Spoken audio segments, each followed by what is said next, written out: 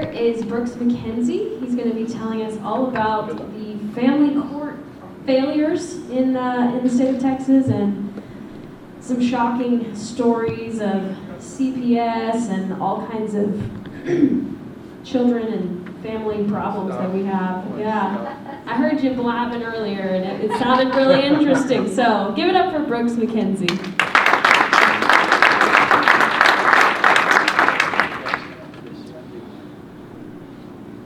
So when I first got here, after Julie asked me to take out the trash and clean up before y'all got here, I asked her if she had tinfoil. She bring tinfoil. At that point, she didn't know I was one of the speakers. She looked at me like I was one of the whack jobs that show up to these things. So anybody feel like they need their tinfoil now? Yeah. I mean, I didn't know most of that stuff. So my name is Brooks McKenzie. I have a bachelor's in psychology. I have a master's in clinical psychology, which is psychopathology, so depression, borderline, schizophrenia. I'm not a counselor. I don't want you to tell me how you're feeling. I mean, I care as a Christian, but I'm not going to validate that, your kid has too many soccer games and we need to cut, that's not what I do. Because my PhD is experimental and developmental psychology. So experimental means I'm a researcher. So that's why I don't want to hear about how you're feeling. So I used to serve as the Assistant Director of Research at the TCU Institute of Child Development. And if you've ever worked with at-risk children or nonprofits that serve them, I've probably trained those people. We developed something out there called TBRI, Trust-Based Relational Intervention, is the most widely used intervention for at-risk children and families, post-adopt, foster care, abuse, neglect, deprivation, things like that. So that's my background. And the other part of my PhD is developmental psychology. So developmental psychology is from the time the sperm inseminates the egg to the day you die. So it's just that little time span. That's what I know about. But my specialization, within my specialization, is children. It's specifically a thing called attachment. And some people may not know what it is. Most people don't. So I'm about to jam a year's worth of developmental psychology undergrad classes down your throat in about 5 minutes, and then we're going to get into the nutty stuff, okay? So, preaching to the choir, nuclear family. And so, full disclosure, I was a researcher long before I was a Christian. I am a late in life Christian. You will probably figure that out by the time I'm done speaking here tonight. I'm a little rough around the edges. I was an agnostic, blah, blah, blah. My minor was philosophy, existentialism, so I could argue Kierkegaard, watch back. I could go back and forth. I could pick a side and just argue to death. But I didn't want a God in my life because I didn't want an absolute moral right and wrong to dictate what I was doing. I wanted to set my own rules, and we see that a lot today in society. So I was a researcher long before I was a Christian. And one of the things that happened, it's a long story and I have no time for that, but once I had my first, I've had like 3 of them, burning bush moment, the man who I verbally abused for weeks on end, Pastor Chris Prater, gave me a book, McDowell's More Than a Carpenter, C.S. Lewis, Mere Christianity. He said, I can't argue with this, just go read these. He said, because you're really good at arguing. I was like, thank you. Oh. So I read those and I came back and, okay, you win. I didn't have an argument because it was so logical. C.S. Lewis, I love C.S. Lewis. So he gave me a Bible, gave me the message. Thank God it wasn't the King James, no offense to you King James people. Even as I read this thing, it was the playbook, right? So I'm now in this team, so I need to know the rules. So I read the Bible in like 3 months because that's the kind of freak I am. And so I read this thing. And what was amazing is that all throughout this book, this stuff that was written thousands and thousands of years ago has been validated by our research over and over and over again, whether it comes to raising children, families, money. An aside, Alcoholics Anonymous is a 12-step program for drunks. It's based on the Bible. It's the most successful recovery program in the world. It's absolutely free. But their 12 steps are how to repent. Literally. I figure out I need God, I identify what I did, I go to the person I messed over, and I say, how can I fix this? And then I continue to build my relationship. So when I read the Bible, I was like, wow, everything that I know as a researcher for healthy children, families, and all that stuff, because that's my area, has actually been laid out by God thousands of years ago. So, but part of that is the nuclear family. Our nuclear family's been under attack for decades. Reagan, greatest mistake of your political career. Anybody know what he said? Signing no-fault divorce. Enacting no-default divorce as governor of California. So, our nuclear families, and if you are a believer, fantastic, you already know what it says about that in that book. And if you're not, I can sit down with you and show you the research from academia, which means universities, and universities are notoriously liberal, which I find ironic that the liberals actually went out and proved God. But that's a whole separate issue. But we know the importance of a nuclear family. We know what happens to kids. We know men and women are not the same. My brain is not the same as yours. We have the same parts, but my anger and aggression center operates different, and your empathy center, and you know, the world has tried to sell us on this stuff that we can all do everything and rah, great. Okay, I don't want to get too far off of that, but I can't have a baby. I can't breastfeed, you know? So there's things that we can't do, and God designed us separately and differently for a reason. We have delineated roles, and we know that through research, that a woman, a mother, gives unto a child, her child, something that the father does not. The father does the exact same thing in a different way. And we know, so we decry fatherlessness and all this stuff in our society, right? Everybody's going to prison. Everybody's dying. All these problems, we're a bunch of drug addicts. Oh my gosh, what can we do? Oh, we put out posts on our school webpage, and we had all these fathers show up for all these little boys who didn't have fathers. Exactly, there's a reason for that. There's a reason fathers are important. We'll get into that. So here's your attachment blast. So attachment, has anybody seen the Discovery Channel? The guy who flies this glider, and all those ducks or geese or whatever follow him around. They fly with them, and they walk around, and they think he's mama, you know? That's called imprinting in birds. You can imprint a bird I can imprint a bird to this clicker. If it is the first thing that the bird sees when it's born, it will, if I put it on string, it will follow it around for the rest of its life. It's called imprinting. In humans, it's called attachment. It's a lot more complicated than that. But attachment is an innate thing. It starts at about 6 months of age. It affects you for the rest of your lifetime. Every single relationship you ever have, whether with your parent, your sibling, significant other, will be influenced by that attachment relationship you had with your parents. And so we're going to go through a couple of things really quick. So this is the scientific basis of what I'm about to talk about. So attachment, think birds. It's innate, it means we're born with it. We know it's there. It's not a concept like intelligence. We actually know the neurological parts of the brain. We know the different parts of the brain that activate this system and what happens when you don't activate it properly. So anything that you practice over and over and over, you get really good at, whether it's basketball, riding a bike, or anxiety, or stress, or depression. Your brain reinforces those neural pathways. It strengthens them. It makes them stronger. If I take kittens, little cute kittens, and when they're born, I sew their eyes shut. I suture their eyes shut. And I leave their eyes sewn shut for 6 weeks, and then I take those sutures off. I haven't taken the eyeball out. I haven't removed the optic nerve. I haven't done anything to the occipital lobe of the brain. The cat is functionally blind. He cannot see. Because during that critical developmental phase, the brain is really big on efficiency. During that critical developmental phase, the brain went in and said, I don't need all these connections because my eye's not getting the input, nothing's going back. So it literally shears them. And when you take the sutures off, that cat will never see again. And our attachment system is very much like that. In childhood, up into adulthood, it's under formation, but the most crucial years are early childhood. But if I get a negative input or no input, my brain is shaped like that forever.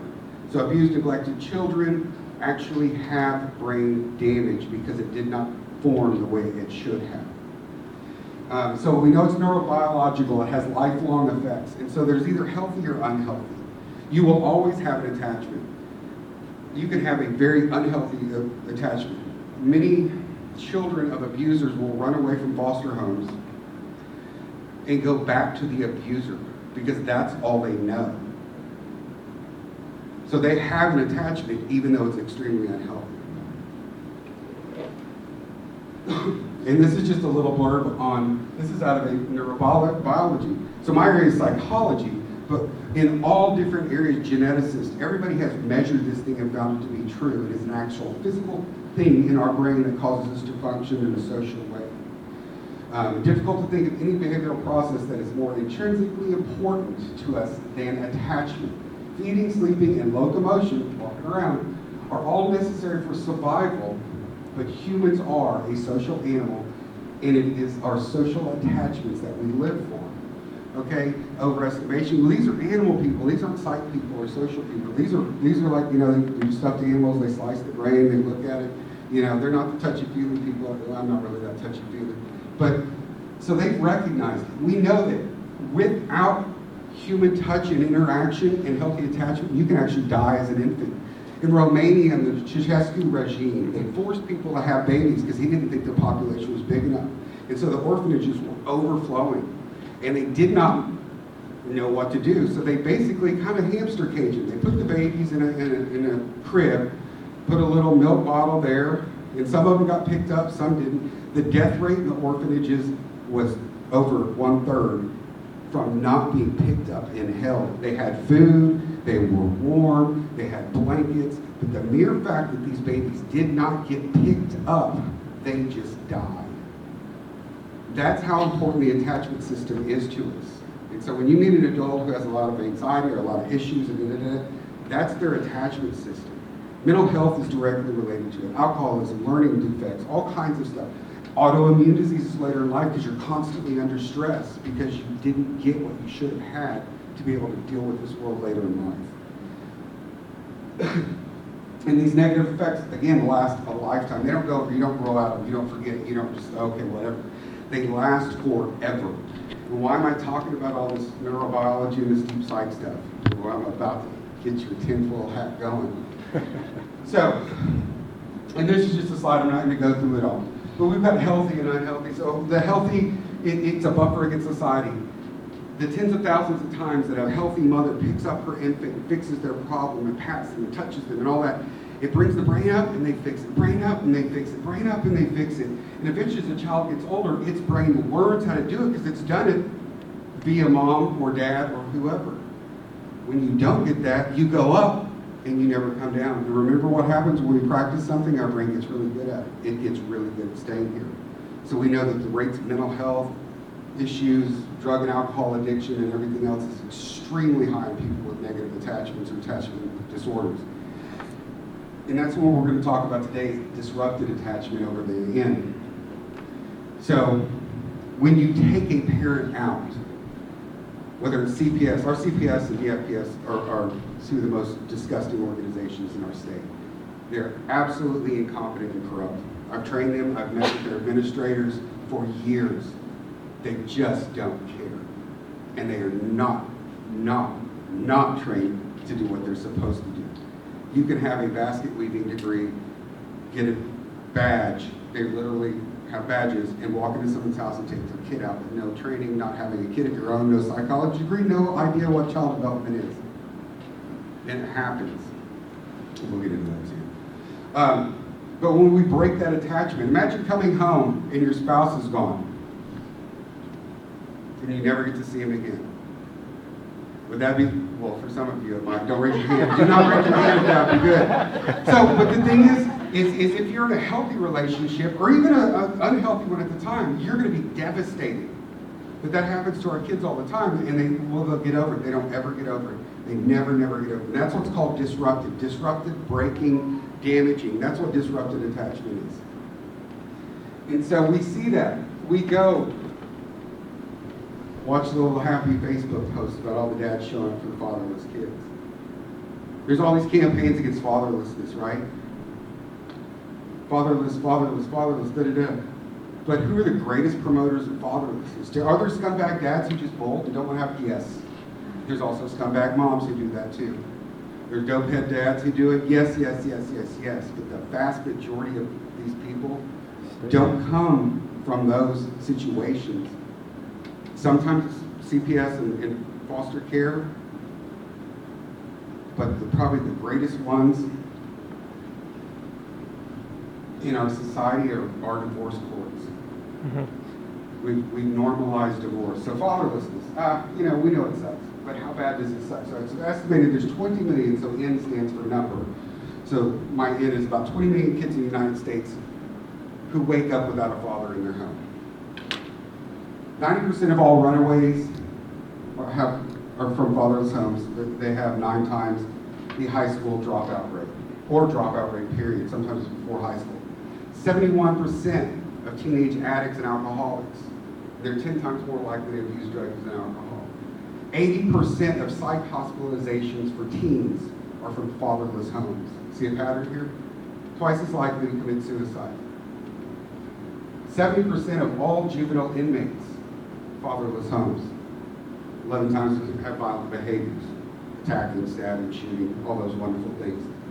70% of teen pregnancies, girls with fatherless homes. 9 times likely to be an abuse of sexual abuse, or be a victim of sexual abuse. That's male and female. 60% of all rapists come from fatherless homes. And you're 20 times more likely to be incarcerated. And this is just a stat. In our country, 4 out of 10. So about 40% of our kids go to sleep in a fatherless home. So fatherless is great, right? Wonderful. No. So who would think it is? And none of this is new. We've known this stuff for 40 years. We've known this for decades. They've been running these fatherless campaigns since the early 80s at least, right? So who would think fatherlessness is great? Who would promote it? Anybody? Anybody? Bueller? I don't know. Hello? Anybody? What scumbag, sorry, told you I was rough, would think it's okay to do this? Well, let's find out. This is a quote. The foundation has worked tirelessly to defeat proposals to end no-fault divorce, extend the waiting period for divorce, and impose a presumption in favor of the unworkable 50-50 custody, blah, blah, blah, and we've done much more. Anybody got a clue who this might be? Texas Family Law Foundation. Oh my gosh. It's Texas Family Law Foundation. So, The lobbying group for divorce attorneys, by the way. Can I pick on you for a little bit? Okay, so we're married. And my secretary's hot. So I want out. All I gotta do is go file the paperwork, right? I mean, that's it. No fault. I don't have to prove fault. I can just go. Here you go. I'm done. So why would you want to end that? Oh, I don't know. Why would you want to put a waiting period? Maybe my secretary ends up leaving with the cuter guy that has more money across the hall. You see what I'm saying? So everything that we've tried over the past decades, not to make a divorce impossible, but to make it more difficult, give you a waiting period. How about you go to counseling for 6 months? I testify as expert witness in custody cases. I've seen judges order anger management, drug testing, psych evals, co-parenting classes, on and on and on. I've never once seen a judge say, you two are going to counseling for the next 4 months and then come back and talk to me.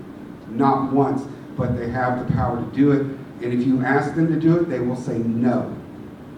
That's not what this court is for. And if you say, I don't believe in divorce because I'm a Christian and that's not the way God designed the family and I really want to work this out with my spouse, they will label you as litigious if you file something. Or they'll label you as non-compliant. You are actually their enemy if you don't believe in it. And you will get labeled as such and you will pay a price because the industry is set up to do the divorce, not to work it out. So this is Kathy Kinsner, the outgoing, I believe, president of the Texas Family Law Foundation. So who is the Texas Family Law Foundation? They're a group of wonderful, amazing people who care about your family law. No, they don't. The Texas Bar, everybody know who the Texas Bar is. They're supposed to oversee attorneys, discipline them. You mess up, don't do it again, or we'll take your law license. right? They have this whole page full of ethics and standards that we're supposed to minimize conflict, reduce bills, don't file needless stuff and all this, right? This is their lobbying arm. This is the people they give the money to on the side and say, go kill that bill. And this lobbying arm brags openly about killing the bills and how much money they've made for the family law attorneys. And how much money have they made for the family law attorneys? It's a $3.8 billion a year business in Texas alone. $3.8 billion. It is estimated that family law attorneys make more money as a single group than all other attorneys put together. They have monetized the destruction of the nuclear family. And men, if you go through it, you have less than a 10% chance of being the primary caregiver of your child. They intentionally take men out of the family. So, back to my Christian soapbox. If I'm the enemy, how do I destroy society? What do I need to break first? The nuclear family. And who do I need to take out to break the nuclear family? No offense, women, but I need to take the leader out. I need to take him out, cripple him, and destroy him, and then now I can work. And now those children grow up seeing something that is ungodly, but that's their normal. So that next generation, it's not a big deal. I was raised in it. And then da-da-da-da-da. And then pretty soon we're putting lipstick on kindergartners and saying that, you know, they can choose, and the society's like, okay, and how did we get here? That's how we got here. Because we didn't have strong families.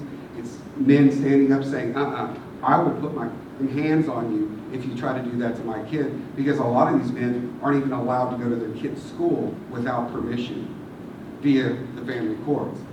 Okay, so, but it can't be that corrupt. Absolutely can't be that corrupt. The bar would certainly come in and take someone's law license who promoted corruption, who violated their ethics, who actually, quite honestly, violated the law. Do you know it's illegal to go into court and lie? Anybody know that? It's called perjury.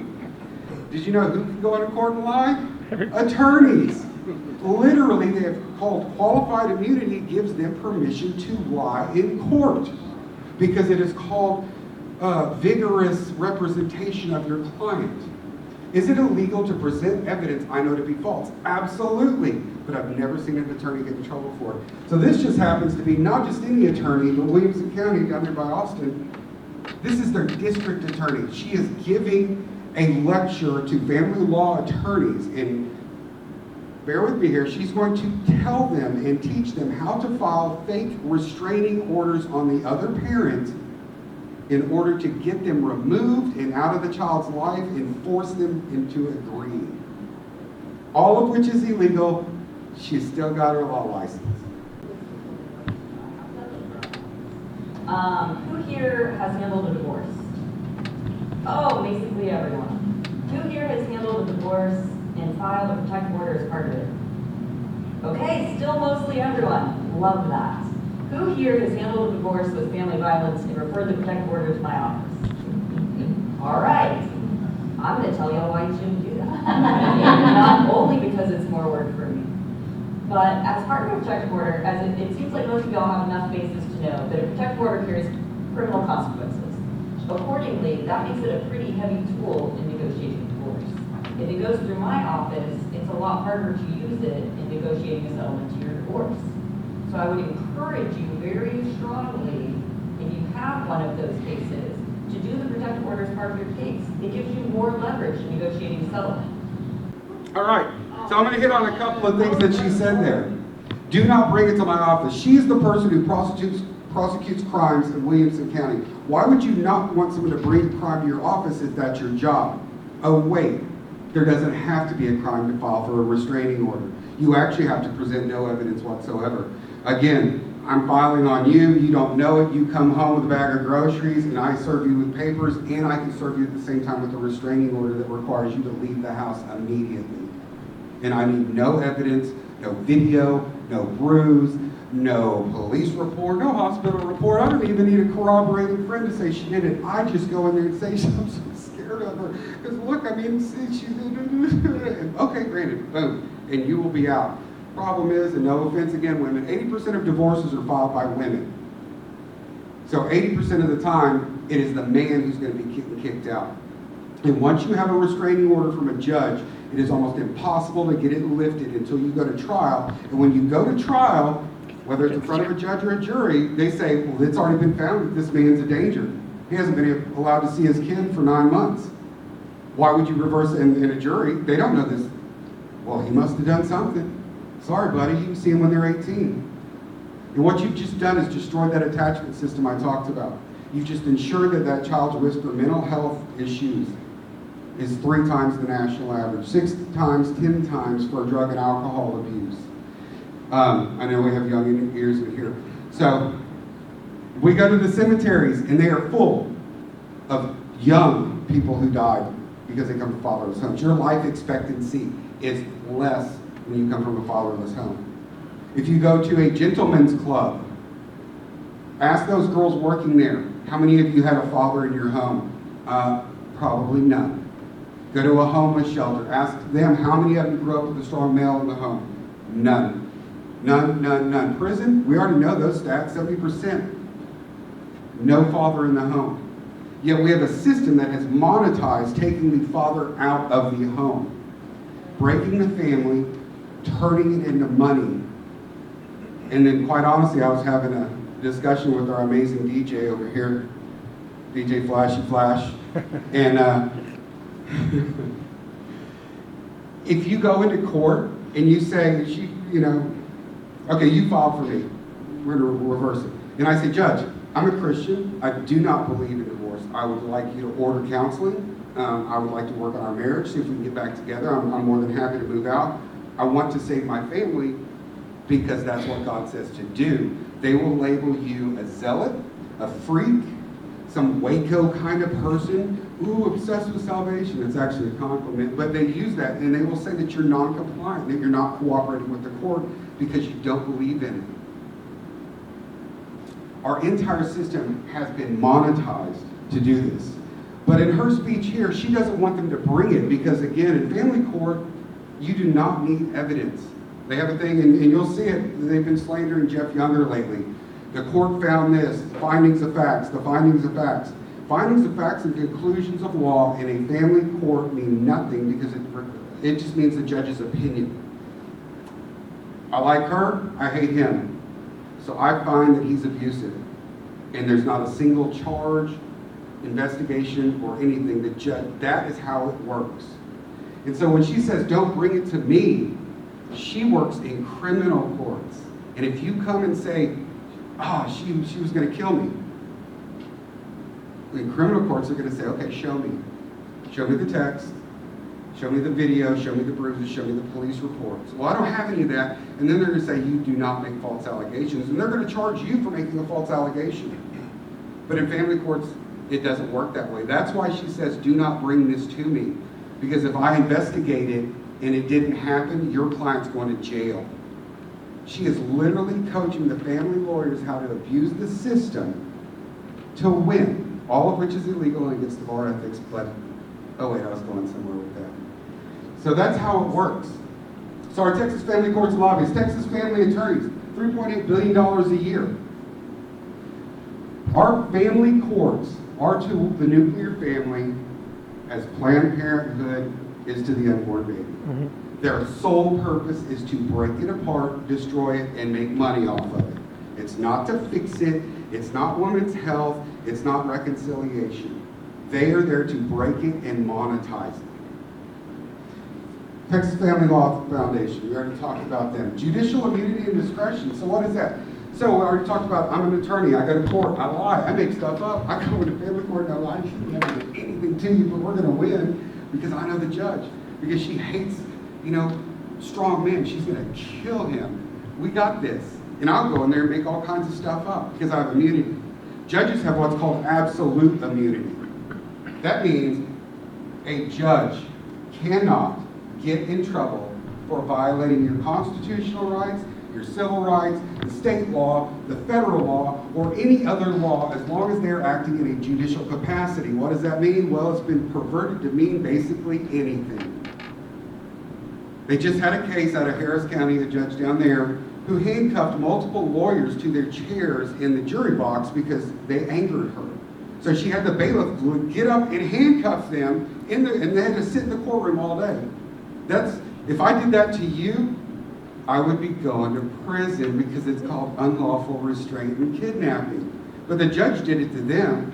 And what happened to this judge? She got a letter saying don't do it. I've seen judges openly say, yes, I violated your constitutional rights. What are you going to do about it? And there is nothing you can do about it. And it all comes from a case called Stump v. Sparkman. A mother brought her daughter in who she thought was cognitively disabled, so she's not the brightest girl. I don't want her to ever have kids. I want to take her and get her sterilized. I don't want her tubes tied. I don't want her to ever be able to breathe. And the judge granted it. So they took this little girl, this minor, had her tubes tied. She got married years later. They were working for a baby, went to see a specialist. Why can I not get pregnant? We've really been trying. We've been doing everything. And they said, you're sterile. You can't have a baby. And that's when she found out that when she was a child, this judge had ordered her to get sterilized because mom didn't want her to have kids. And so this went all the way to the Supreme Court. So she sued this judge and said, you can't do that. The Supreme Court said, yes. Was it disgusting? Absolutely. Was it criminal? Was it amoral, vile, and reprehensible? Absolutely. But judges need the discretion to do that kind of stuff and able to do their jobs to the fullest of their ability.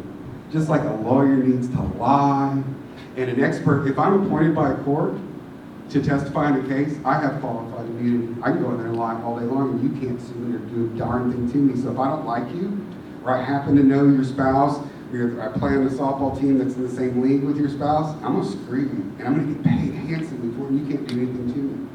That's what immunity is. And everybody who's a court actor, meaning works in the court, has some level of it. So you literally cannot do anything. They'll tell you sorry. File a complaint with the licensing board. Oh wait, that would be the bar. Wait. Anyway, I get sidetracked. So we have a thing called State Commission on Judicial Conduct, right? They are the police of the judiciary. These are our superheroes. These are our Robins and our Batman. And they're there to hold them accountable. When you have a complaint, you don't go to the DA and say the judge did this, and the DA's like, I play golf with them. They won't do anything. This State Commission on Judicial Conduct, most of its committee members appointed by Governor, what's his name? Yeah. Okay, anyway. So they're going to take care of it. So I've really screwed y'all over in this case. And you've got it. You've got witness statements. You even have the transcripts, which cost you probably $20,000 for a 3-day trial. I mean, you've sent all this off. And, whoa, so I work at the State Commission, but we go through about 2,000 cases a year. 2,000 complaints a year. But it's not a full-time job. We meet once a quarter, which means every 3 months. And then every now and then we'll go down to Austin and kind of diddle around and, use our slush fund for lunch. So we meet once a quarter. We have 2,000 cases. So that's approximately 500 cases every 3 months we've got to go through. So let's just break down, if I actually worked 8-hour days every single day, and then we'll give a couple of weeks off for Christmas, that's about 250-something days, right? So I would have to go through, 8 cases a day if I worked every single day, 8 hours a day with 2 weeks off for Christmas. And that's not even possible, and they're going through 2,000 once a quarter in part-time job. Oh, and by the way, we actually have their budget from the office of the Attorney General. They have $71,000 to conduct investigations. They do not have power to subpoena transcripts, meaning if they want to see what happened, they have to pay for the transcripts themselves, and that would equal about 5 cases. So they simply don't. Well, what we're going to do, because I want to make sure that y'all get your justice, I'm going to call the judge and say, hey, did you do this? And you're going to tell me, no. And then I'm going to call the attorney and say, did you see him, Raphael? Did you see Raphael do that, Judge Raphael do that? And you're going to say, I got 20 more years in this court. No, I don't know what you're talking about. And I'm going to say, dismissed.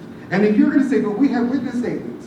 We even gave you the transcripts. I didn't have time to read transcripts. That's like a couple thousand pages for a 3-day trial. And I have to go through 2,000 of these?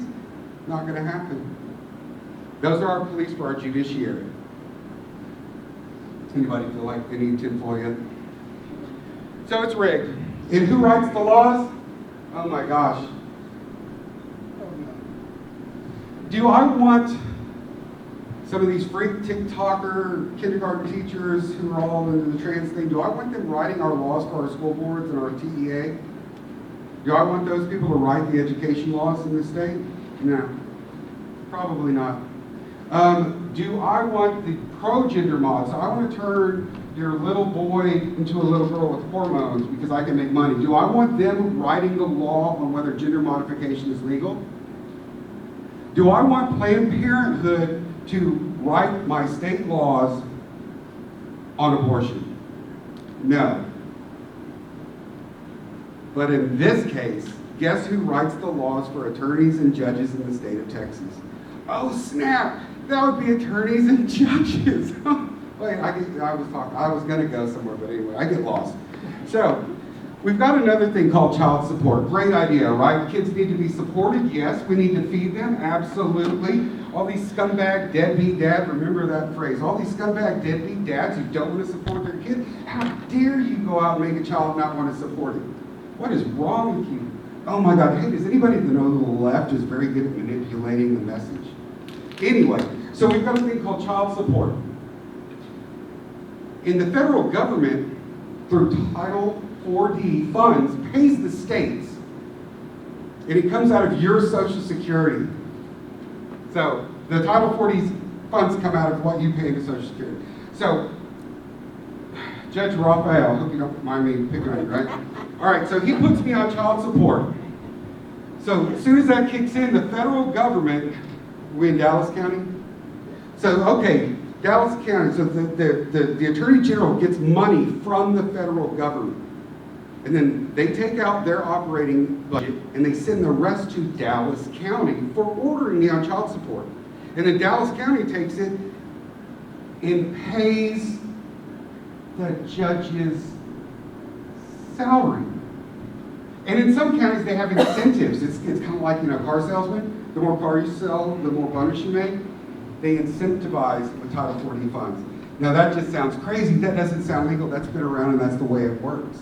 So Texas as a state, we have 9% of the population. Okay? California has 10 million more people than us and is considered more liberal, but I argue, maybe not. We take 17% of all the federal Title 4D funds for the nation, but we only have 9% of the population. But we take twice as much as California, the biggest state. And when you add California and Florida together, we still take more money than both of them combined. And our Attorney General's office brags about the amount of Title 40 funds, and the only way to do it is to put someone on child support. And the more I make your child support, the bigger the check from the government is. So the state gets it, goes to the county, and it goes to the judge's salaries in many cases. Judges are ordered to maximize it. But how can that possibly be? Because if that was true, I'm going into a court case where it's already rigged against me. I think that's illegal. But they're ordered to maximize it. Oh wait, Texas Family Code 201.107C orders the judge to maximize the amount of Title 4D funds received. And the only way to do that is for Judge Raphael to ignore all the formulas for what I should pay in child support and make it as high as possible, because the more I pay, the more the Fed pays the state of Texas. Oh gosh, who's that? That's my girlfriend. No, it's not. This is Amy Breslin. Her and her husband. I didn't put a picture of him on there because I didn't want to be ageist. I think he's 75. No, he's 69, but he's 69, but he looks like he's 90. Okay. 28 years older than his wife or daughter or whatever it is. So when I said these are the lobbyists for the Texas Family Law Foundation. These are the two main lobbyists for the Texas Family Law Foundation. Her and her husband. He made, I believe, over $2 million last year lobbying to kill reform in family courts, lobbying to kill bills to allow fathers to see their children, lobbying to kill bills to reduce child support, lobbying to kill bills to put waiting periods, to add counseling, to try to reconcile families because they don't make money that way. But if they keep it the way they do, the conflict is high. And so she's always referring to anybody who's against it as a deadbeat dad. Here she's, making it quick about how that they felt. It's always, I bet you don't like your child support. But they try to label anybody who's against this as a deadbeat dad. But a lot of you know Jeff Younger because I heard the applause. Do you have any idea how much money that man spent fighting his case? And I know dozens and dozens of men who have spent hundreds of thousands of dollars. And these aren't executive corporate guys. These are dudes that work construction and sold everything they own just to try to see their children, and they still haven't seen them in years. And then these people will take their stuff and post their name and call them deadbeat dads because they're not keeping up with the child support, but they spent $250,000 trying to have a relationship with their child. And these people do not want a man to have a relationship with his child because it does not generate income. Texas Family Law Code. Again, Brooks, you must be crazy. So this is the whole thing. But the red part is the important part. Title 4D is used to reimburse costs and salaries associated with associate judges, court monitors, and personnel. So basically, anybody who has anything to do with the court, you can pay their salary with federal funds as long as we order enough child support. And the only way to do that is break up a family, because if you have 50-50, it's hard to argue that someone needs to be paying because the other parent has them more of the time. So I'm going to give you nothing, and you're going to pay a lot. And we just paid for our Christmas party. So this is our law. This is our law. And the presiding judge is ordered to maximize the amount of federal funds available under the Title 40 program. Maximize it. Maximize it. Nowhere in there are they ordered to work on the nuclear family or promote reconciliation or do what's best for the child. They're ordered to make money through our family courts. This is it. This is our state. Red is bad. Oh look, we're red. We charge more child support than almost any other state. There's about 5 of us that charge. Every other state has gone way past this, but that's also why we take 20% of the income. It's a massive industry. Not going to go through all this, but there are people that do what I do that charge $25,000 and $30,000 for a report. It is very lucrative. It is extremely lucrative, and that report probably took them less than a week to put together. It is extremely lucrative, this entire business. Why don't we have cameras in audio in courtrooms? Well, one, judges don't want you to watch what they're doing, but we also have a transcriptionist lobby who works in the courtroom. And if I want to file a complaint or an appeal at the appellate level, I have to buy a transcript, which will cost me thousands to $10,000s of dollars. These are the people that type them up. If there was a camera in there, we wouldn't have to pay that. All we'd have to do is get the DVD, but they wouldn't be paying for their kids' college. So it goes on and on and on. And this is just simply a picture of Judge Janice Jack out of Corpus Christi. She's had CPS and DFPS under her thumb since 2016 because we have destroyed so many lives. The federal government's threatening to come in and take over CPS and DFPS. And if you don't know, in January, a huge story came out about a bunch of little girls getting pimped out of a foster home, and CPS left them there for another 6 to 8 weeks without moving them because it was inconvenient and they didn't have placement. And then in January, Judge Janice Jack asked CPS, tell me where all the foster kids are, I want to know right now. And they said, we do not have the capacity to track them. I guess they don't have Excel down there at the state. But the problem is, it's not legislated that they track them, so they don't have to keep up with them. They can't tell you how many die, they can't tell how many run away, how many they lose, or anything else, because they're not legislated to keep those numbers. So they literally do not know. And when we bust a sex trafficking ring, we pull all these kids, over 60% of them are from foster care. So we literally funnel these kids to sex predators and perverts and sickos, but it's not our problem, says our state. Action point, what can we do? Anybody in here a delegate? All right, I have resolutions. I wrote them. They're beautiful. They're amazing. They're probably the best resolutions I've ever read. I mean, if I could sleep with them and they were fuzzy, I would. We've gotten these through our precinct and our county conventions, all of them, through various ones. I got them all through mine because they don't like seeing me come either.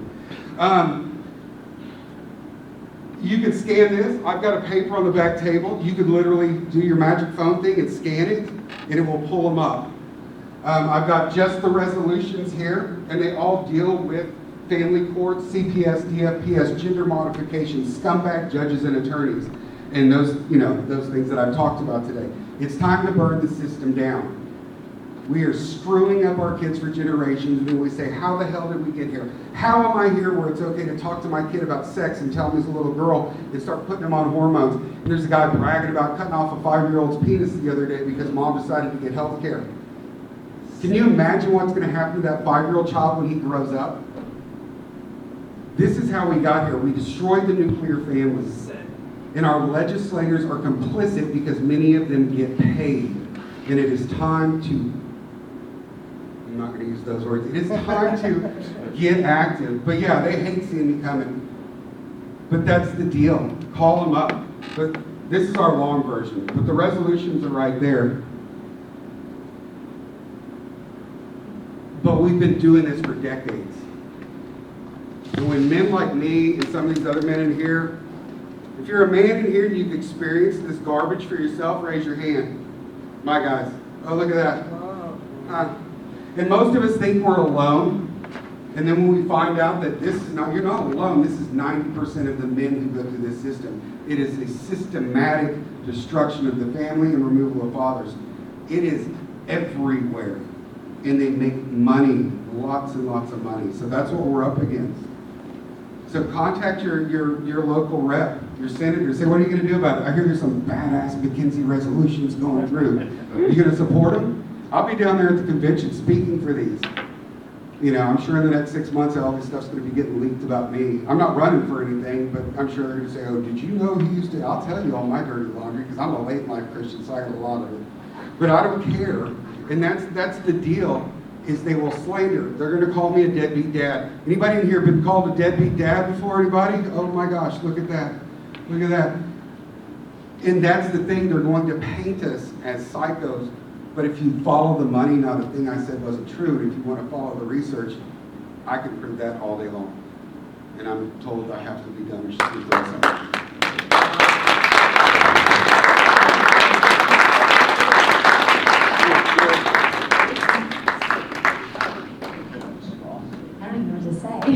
Golly. Tinfoil? Both of them. Where's our other speaker? Is he still here? I think you might have been Oh, okay. I think clearly in our next meetings, we'll give each of them the full hour. Because they need more time to speak. But you guys, I know we come to these meetings and we're overwhelmed by what we hear. But they have action items. Talk to him, get the resolutions, do what you got to do. If it's too overwhelming to go to these people individually, email rhodesfran@yahoo.com and get on our citizen activist program, because we'll be hitting Austin up nonstop. And we do it during session and out of session. So get involved. If you don't get involved, it continues. So have a good night. Seems a little bit superficial at this point.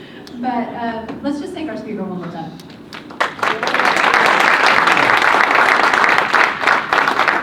Oh, and a side note, it has nothing to do with what I spoke on. One of my expertise, and I mentioned a little bit, is working with at-risk children and families. So if you know someone who's got a foster kid, adopt, whatever, and they just don't know what to do in this, because a lot of these kids will, not the kid, but the situation will tear the family apart. They just don't know what to do. They don't know how to fix it. I can fix that, and I'll do it for free. So there you go.